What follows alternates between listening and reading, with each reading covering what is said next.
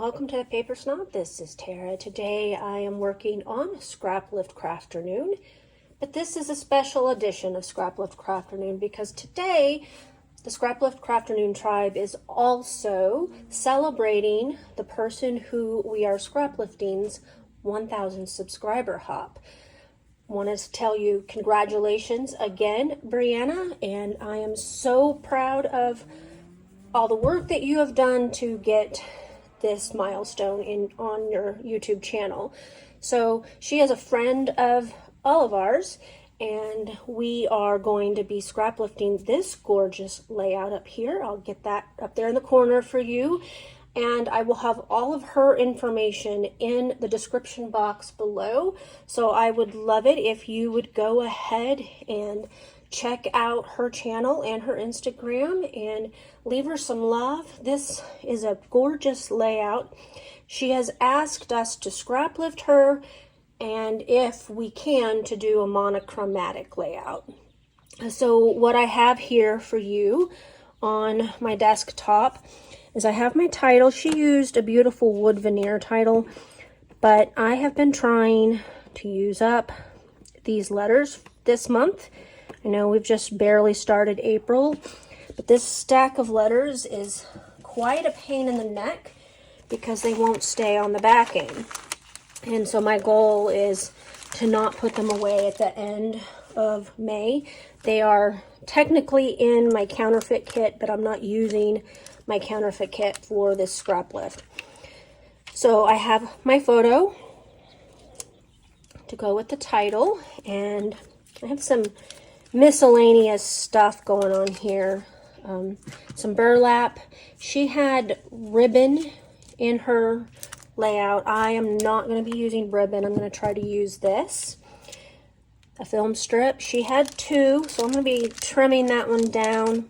Got some stamps, including some similar stitching stamps that like what she used on her layout, plus a couple of backgrounds stamps. I'm not sure that I'll use those. Some metal words, some rub-ons.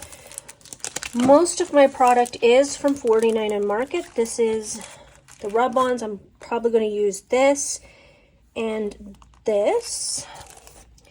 This is Curator's Meadow. Really pretty. My goal is to try to use up a few of those. I have some Grove envelope bits. Not sure if I'm going to even use those. I've got 3 pieces of 49 and Market paper. This sheet is from Grove. This sheet is actually from Willow, and these are the same sheets. I pulled them both in here because I was going to use this one as my background, and I thought I might use this side here for some of the layering that she has on her layout. So I'm going to pause. We're going to get started, and I will be right back. All right, so this is supposed to be a monochromatic layout, and I'm going to try to do my best with this. And the first thing I'm going to do is I'm going to take this burlap paper, and I'm going to use I think this is Rustic Wilderness that I am putting on here, or no, it's Forest Moss. And I'm going to color part of that forest moss so that I will have a shade of green. This shade of green actually matches the paper, even though it really doesn't look green here on camera. It is. And so I'm going to definitely set that aside, and now we're going to begin to work on the layout. Now, I'm scraplifting Brianna, and it is going to be similar to her layout. It's not going to be exact, not because I needed to go rogue or anything. It's just because of the product that I'm using. Plus, I also do not have her layout in front of me while I'm working, and so I'm going by memory. And although I watched her video for this layout, and I went ahead and looked at her photo before I started, I still don't have it memorized. So I do know on her video, she's mentioned that she made this section here like 8.5 by 11, and mine's not going to be that big. because I know that it's going to get covered up. And so what I'm doing is I'm just kind of trimming out a very small section in the middle for the stitched stamping. She did stitch stamping on hers. She also did some stenciling on hers, and I'm not going to do any stenciling because it will get covered up if I do too much of that. So what I'm going to do is I'm just going to kind of do the same thing that Brianna did, but not exactly, if that makes any sense. I'm starting with the stamped borders, and as you can see, I penciled it out so that it would be straight, and I forgot to erase the pencil marks before I took the still shots of my video, so those will still be visible, but I will definitely erase them later. But you kind of get the idea here.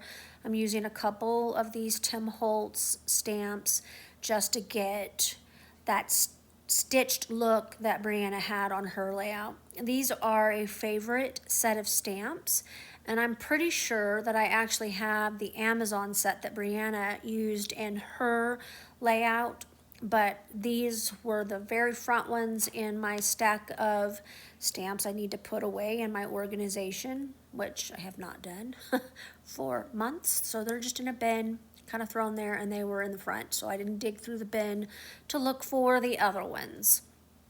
So anyway, I needed to use these anyway. I love these stamps. I love almost all of Tim Holtz stamps. They're very fun. This particular set of stamps, I believe, came from AliExpress, and I'm using the grungy number one to kind of stamp in the center of my rectangle. Like I said, she used stenciling in hers, and I actually have the stencil that she used on her layout. It's brand new, still in the package. I went searching for that for another layout here not too long ago, and I found it in an obscure website, and I do have it, but they're still unopened and I still haven't used it. So what you saw me do here is I'm going to tack this down. I used my ATG, and I also used wet glue. The ATG was used to tack it while that wet glue dries, and the reason I did that is my experience with burlap sheets is that the ATG doesn't hold it permanently. You need wet glue. So I did both so I could finish the layout easily, and then it was tacked down, but also so that it would eventually dry and be on there permanently. And that is why I did that. Now I know that my trimming of that edge is absolutely terrible. I will go in and I will fix that later. But now I'm going to pull in these torn edges. I cut off, I think that's about 2.5 inches. Maybe it's just 2 inches. And that one's maybe 2.5. I'm going to tear these edges here. And I thought I might use those torn bits to frame the photo, but I don't end up doing that. I end up using quite a bit of the stuff from that Grove envelope ephemera pack. I use a lot of that to layer up behind the photo instead. But for now, I just kind of set these little torn bits aside. If you ever have seen me use these before, what I like to do is just kind of tear them down and fit them behind a photo. It's kind of fun to just piece together a grungy little photo mat behind with torn bits, and it's a great way to use up all of the pretty paper. So I went ahead and I've glued down these 2 layers, and again, I know that this isn't exactly like Brianna's page, but I'm doing things as closely as possible. Obviously, I don't have the same product and same photo, same embellishments as she's used on hers. I'm just kind of doing things that will work with what I chose to play with. And I really have been wanting to play with these Grove and Willow sheets of paper that I've gotten in a 49 Market box. So I've got this little bit of rub on here that's kind of a green gradient thing, and I'm just going to stick that up there at the top. She put several rub-ons on her layout, and I will as well. I think these are the only two that end up in a similar place as Brianna's layout. The rest of them, I'm just kind of making them work for what I have laying here. These rub-ons here are absolutely gorgeous. So the first thing I'm going to do is I'm going to pull out this black rub-on, and it's going to go in the center of my rectangle. Maybe it's a little off-centered, but not much, just a little bit. I'm making sure that it's still visible when I put my embellishments, title, and photo down. So it's going to kind of go in the center of this rectangle. And I'm just playing around with placement here. Some of it doesn't rub off, and I end up putting it up at the top so that it doesn't get covered up, because I know that part of what's going down on the bottom will actually get covered up, and I really want you to see these pretty rub-ons, and so I just kind of play around here. I think this is the one where I end up moving things around a little bit. I really should have pulled the cattails rub-on from that pack because I'm scrapbooking a cat, but I didn't. I just did this one because I knew that there was plenty of space for this, and I'm taking this extra texty bit that was near the bottom of the rub-on, and I'm putting it up at the top because, again, I know that my photo was going to go down there, and I don't want to cover it up. I'm pulling in this second rub-on, and I don't know if you've played with 49 Market rub-ons very much, but not only do they go on like butter, they also layer wonderfully. Cutting out that butterfly because I don't want to accidentally put it down yet. I want to make sure that it goes where I want it to go. So I cut it out. And now I'm going to just kind of pull in some of this rub-on. Again, I'm going to end up with some, it looks like green splatters, and I'm going to move those closer to the top so that they can be seen, because again, I don't want to cover up all the beautiful rub-ons. I'm enjoying playing with these 49 Market rub-ons. I adore them. And I think I don't have very much of the Curator's Meadow collection to begin with. I know I have some ephemera and maybe a couple of pieces of paper and these rub-ons. I don't have the full collection. All of this stuff came in one of 3 49 Market boxes I bought last fall, or was it summer when they did that? Anyway, I bought 3 of them, and so I just kind of put everything together. Like I put all the Curator's Meadow and the Vintage Artistry Countryside with my nature study from 49 Market. That way it's all kind of in the same place, and I feel like I can interchange some of the bits and pieces. So I opened up this Grove envelope set, and I'm going to take a couple of the frames, two frames, and I think it's 2 envelopes that I end up using. And one of the frames, I tuck the word that's at the top of it underneath, and the other frame, I believe I let the word peek out. But that was done by design because I wanted to make sure that I had plenty of space for everything. Now I have this little bit of this burlap. Again, she used ribbon on her layout, which was absolutely gorgeous. But this burlap has been sitting on my desk for about a week and a half. It came out of a counterfeit kit that I was trying to put away, and instead of putting it away, I just laid it on my desktop, and so it's going to end up on this layout just so that it gets used up. I am going to mat my photo, I believe, in a piece of one of the papers that I tore, and then lay it right there on top of this layered bit of the envelopes burlap, and then I will come in with a film strip, and maybe I don't actually mat that photo. I thought I did. Here's where I tuck in yet another frame, and this is the one where I'm allowing the word to stick out at the top. Kind of like how that looks. I'm just kind of playing around here, getting things where I think I want it. This is going to be my journaling bit. It is a green label from Pretty Little Studio.